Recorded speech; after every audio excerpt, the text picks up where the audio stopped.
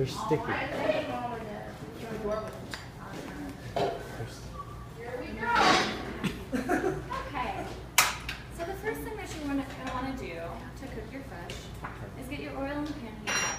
Now, I like to turn my oils into herbed oils. That way it coats the fish fully. It's really easy to do. Just whenever your oil is heating up, you go ahead and pour your herbs in there. I'm doing dill and fennel.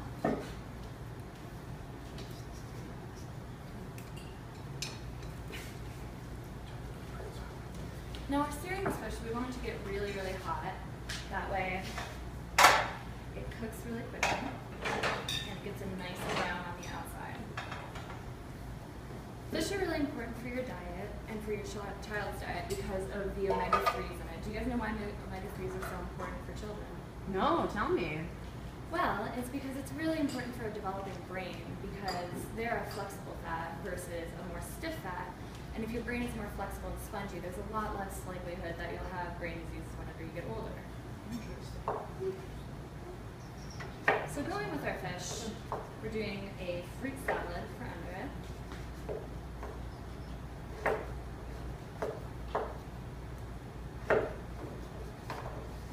Now, the cool thing with fruit salad is it has a lot of antioxidants, which are very important because they get rid of free radicals, which are basically molecules that can cause cancer. So it's very important to have a really colorful plate. The best rule of thumb is if it's very colorful and it's all natural food, like fruits and veggies, they're going to have a lot of antioxidants.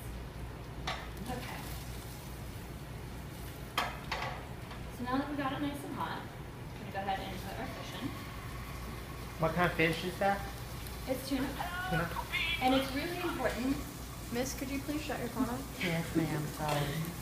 It's really important to make sure you don't try and flip it too early because that's whenever it will break up and it won't have quite as nice of color. Okay. So with our fruit salad, keeping with having lots of colors, we have some dried fruits. We have cranberries and currants.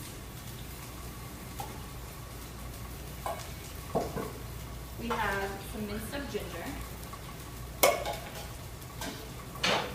We have some grapefruit.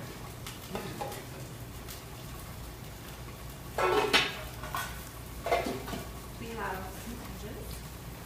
And now you can do them supreme like this, which is where you're taking only the center portions of the fruit, or you can just cut up the oranges, whichever is going to be easiest for you.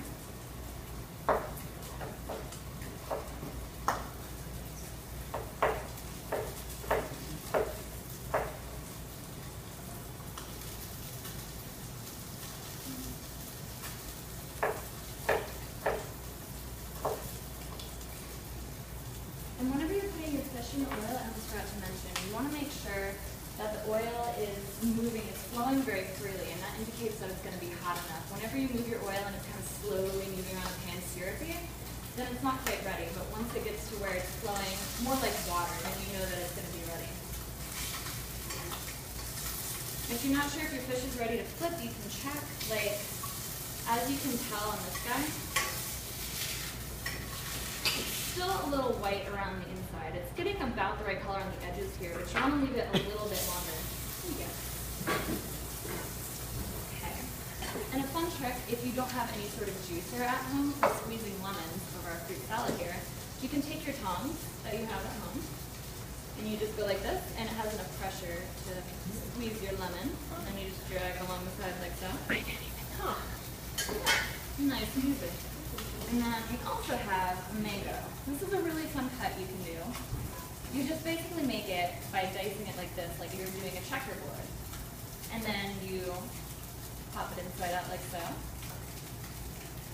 And then you can just take your spoon and simply scrape all these little bits off.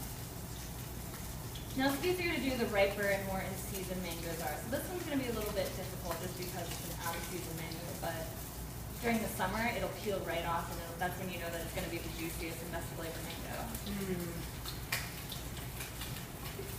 We'll just do a little bit for that guy. All right, so our fish.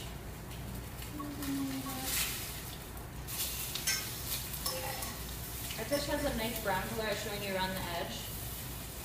All the way around now, so it's ready to flip.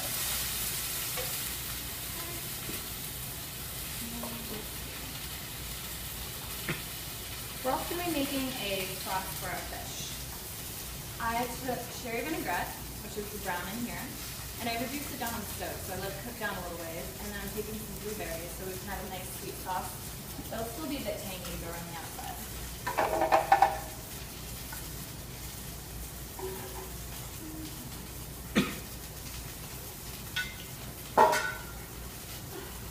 You see your pan getting a little bit too hot, you can take it off the heat for a moment. Like this guy is getting a little bit hot. Some of the smoking is just from the herbs in there that are getting toasted a little bit too much, but let it come down a little ways.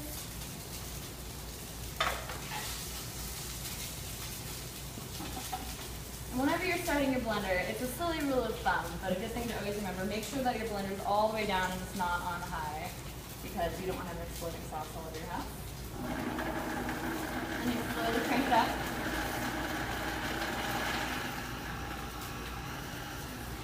Okay, this is important. If it gets a little bit too thick like this, a really easy thing you can do is get a little bit of water. So I'm going to grab something that's over there.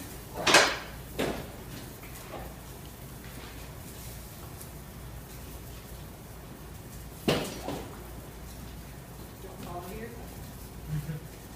Okay, let's start back on low.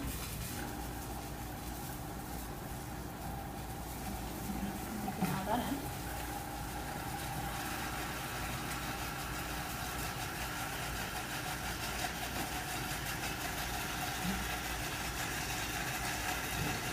And blueberries, the reason we're doing blueberry sauces, they're also really, really great for antioxidants, like many other fruits. And so here, we'll take these out and make our base. Lots and lots of really vibrant colors on here. And then we're going to take our fish out of the pan. Okay, nice and brown on the side as well. Set it down like so. And then here I made some candied grapefruit, which is really fun for kids. You just take a little bit of sugar and you sprinkle it on your grapefruit, and then you toast it off in the oven for about 15 minutes or so. And it makes a really pretty garnish. Nice. Okay. And that is how you make seared tuna. Does anyone have any questions? Don't you get to put the sauce on it? Oh, thank you. Of course. Okay. What was in the sauce again? It was a reduced sherry vinaigrette and some blueberries. That way you could get like a nice tangy flavor, but also get the antioxidant properties. You just turn that around the edge of the plate. It's got like pretty little chunks of blueberries in it. Adds a little bit of texture to it. Okay. Now any questions? Yes. So typically I usually would never put fish with fruit. Is the flavor combination, would that be good together? Yeah, the cool thing about fruit is it adds like, especially with kids, I know it can be difficult to get them to eat their fish sometimes because, you know, it's a seafood. It's a little bit strange. It's not like a typical thing you'd find on like a school menu maybe, unless it was fried. So it's a good way to get that sugar in there to get like kids to where they want to eat it. Plus the balsamic, that's why that's a little bit important, because it's got the tang that goes really good with fish, but it also has the blueberries to tie the two components together. Anyone else?